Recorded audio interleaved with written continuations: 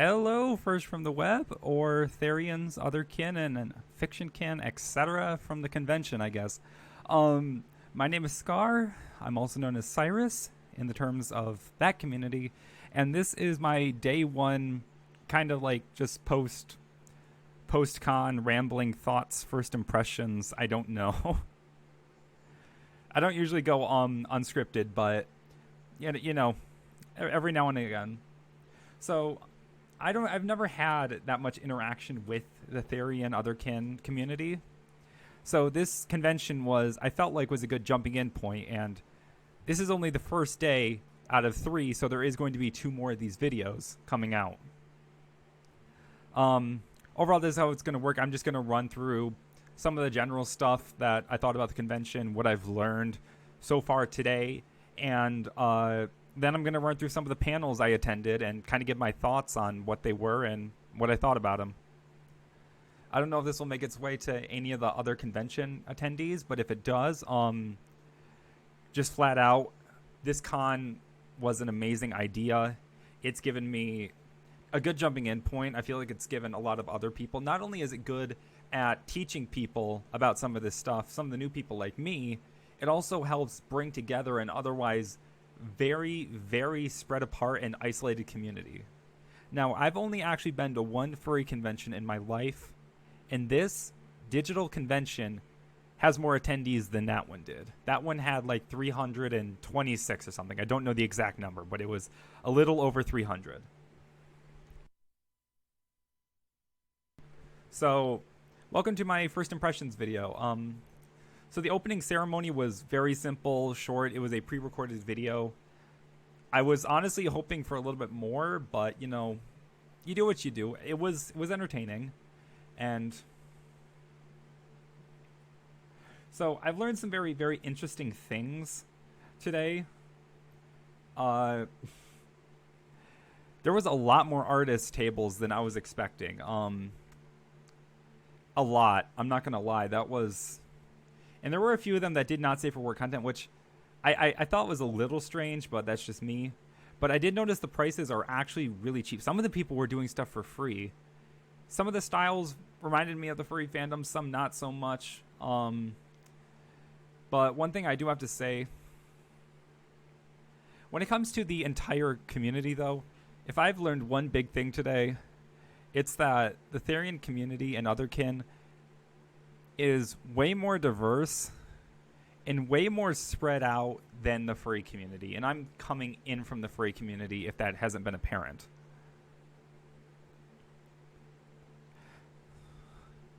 It's very interesting. I'm still trying to process everything that I learned. It's just so much. I'm going to be talking probably a lot more clear. I have like a list of points I'm trying to cover, but I'm still very used to being scripted, so I'm probably going to try to clean things up tomorrow. So the very first panel, besides the opening ceremony that I attended, was the Pack Life, Psychedelics, and Unionization, a Ansynth Therian proposal. And it was an 18 and up panel, and as a lot of us learned very quickly, there wasn't actually a panel. This was a troll who just kind of wanted attention, I guess. The whole thing got canceled, and thankfully that hasn't happened anymore today, and I'm hoping the rest of these events go off without a hitch.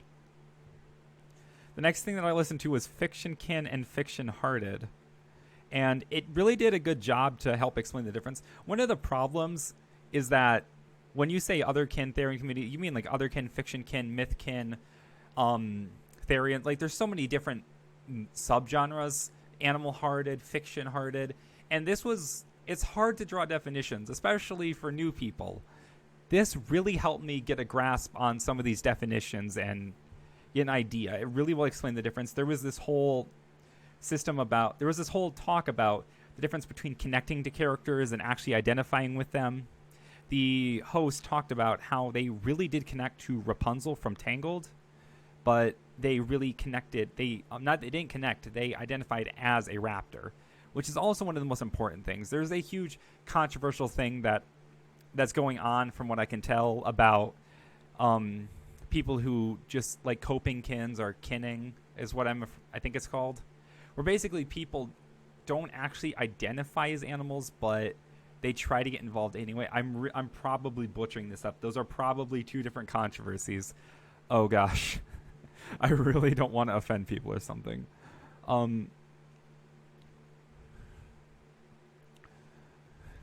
The best panel of all the ones I've heard today, though, was the one on public relations and like talking with the general public about the Otherkin community. Now, unfortunately, I did not get to actually hear very much of this, but it is recorded and it is uploaded, which means I'm going to listen to it again.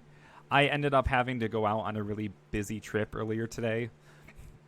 That cost me a lot of that one, as well as several of the other panels, which I just wasn't able to attend, unfortunately.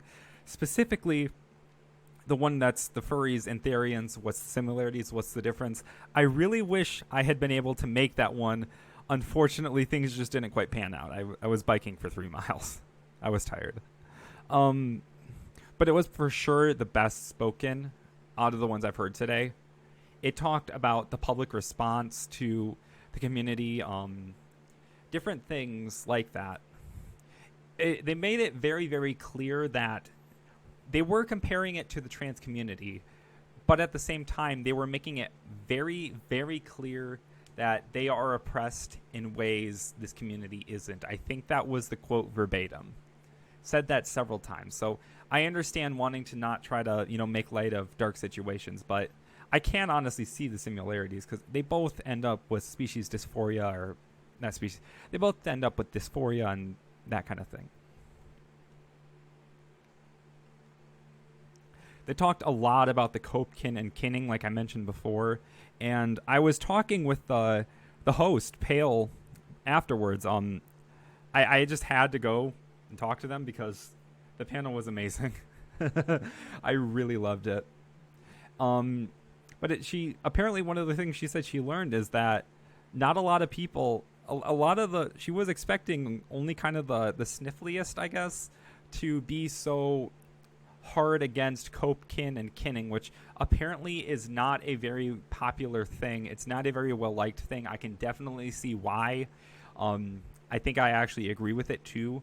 And apparently they thought that they think they said the uppity gatekeepers. But no, apparently it's a widespread, we don't like this kind of thing, or at least everybody who was at the convention and attended the panel. The last real panel I attended was the one that was about this guy's Otherkin story. His story, it talked about him getting involved, his awakening, and this said individual was I'm sorry, I got that wrong. It was a fiction-kin story. He talked about how he believed he was an Espeon. And this early forum that he got involved with called Otherkin Alliance, which he did end up becoming a mod on, but basically a lot of drama happened and the site just fell apart.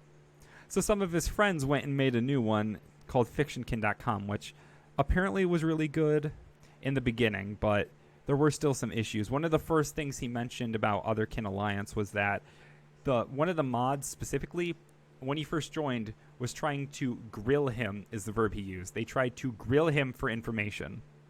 And basically that's I'm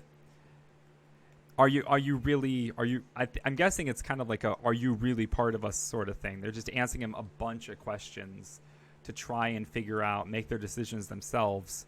Questions that he probably didn't even have the answers to, because when you're kind of going through your awakening process, from what I gather, you're asking yourself a lot of these same questions, and sometimes you don't always have all the answers. And you honestly, you shouldn't pry people for them, especially when the discovery phase is such a huge part. It sometimes takes years. For me, it took like 3 months. But one of the things, his big takeaway from the whole event was he believed people shouldn't grill newbies, and instead they should help walk people through the questioning process, which I honestly completely agree with. My awakening was very much on my own, isolated. In fact, it was years ago, yet only this convention has been my real first jump into the community, and it's given me not only so much information that I'm still processing, so much, but it's helped me actually make some connections. I have some friends.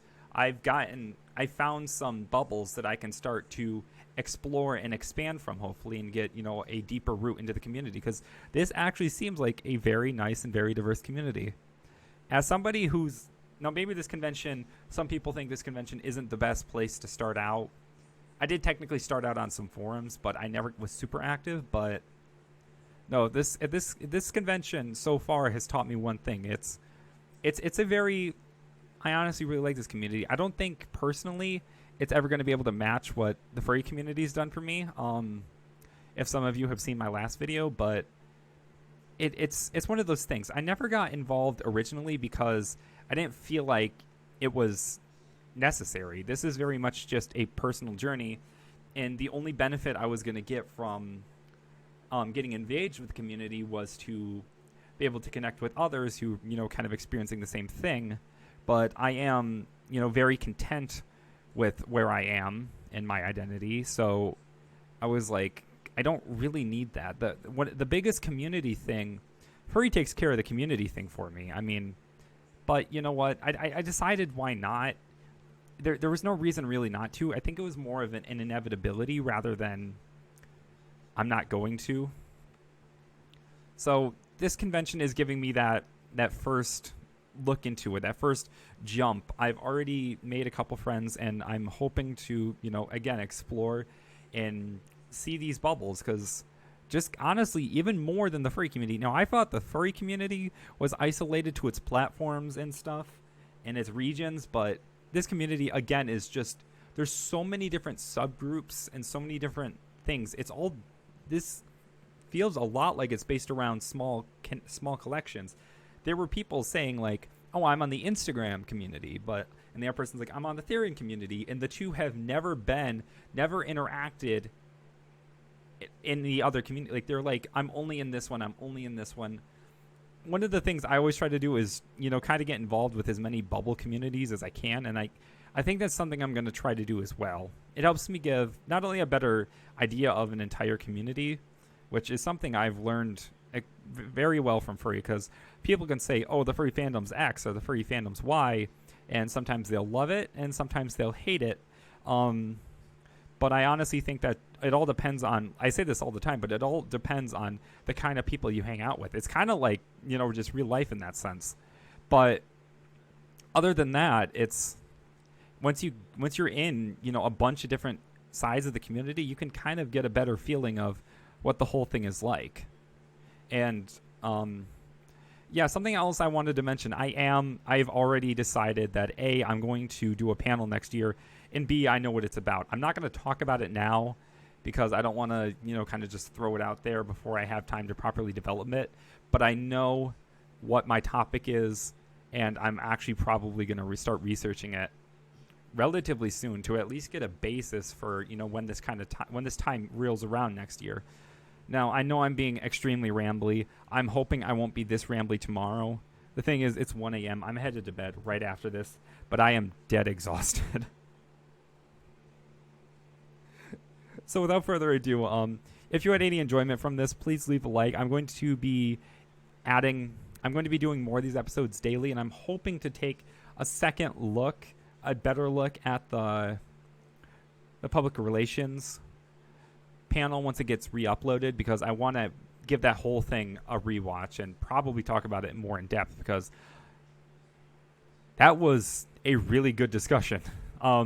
And I feel bad that I only got to experience probably like 30% of it, Q&A not included. So other than that, guys, thanks for if you've made it this far somehow, but I'm going to head to bed. New con events start in about 6 hours, which means sleepy time. Anyway, guys, see ya.